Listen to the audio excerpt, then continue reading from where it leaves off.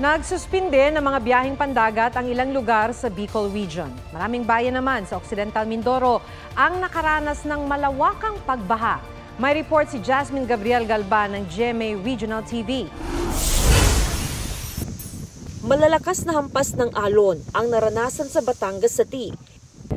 Isang bangkang halos mawasak. Pag may bagyo, habagat, ang mga mandaragat hindi makapalaot. Hindi mapaghanap buhay. In case na lumakas ang alon or pwede silang mag-evacuate. Nakaranas naman ng malawakang pagbaha ang maraming bayan sa Occidental Mindoro. Sa Sablayan, umapaw ang Amnay at Patrick River. Nagpatupad na ng preemptive evacuation sa ilang barangay. Sa datos ng PDRRMO, 3 ilog ang umabot na sa critical level dahil sa walang humpay na pag-ulan. Nasa 70 pasahero naman pamasbate ang stranded sa Pantalan sa Pasaco, Camarines Sur. Ayon sa Philippine Coast Guard, mismo ang shipping line na ang nagsuspindi ng biyahe bilang pag-iingat.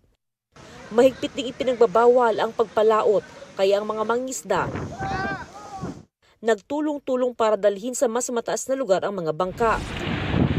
Nagkansela na rin ng mga biyahe sa San Andres Port sa Catanduanes. Kabilang sa mga apektado ang papuntang Tabaco Port, Albay at pabalik. Nagmistulan ng ilog ang ilang kalsada sa Baguio City.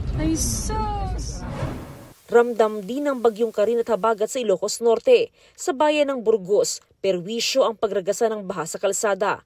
Abot dibdib naman ang baha sa Bacara. May umapaw na sapa sa Lawag City na nagpabaha sa ilang palayan.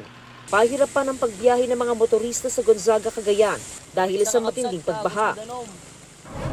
Umapaw naman ng Pared River sa Baggao kaya hindi madaanan ang Bagunot Bridge. Siguro makadala. May bangka, sir?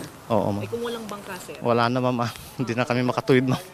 Binabantayan naman ang mga ilog at coastal areas sa 6 na bayan sa Cagayan.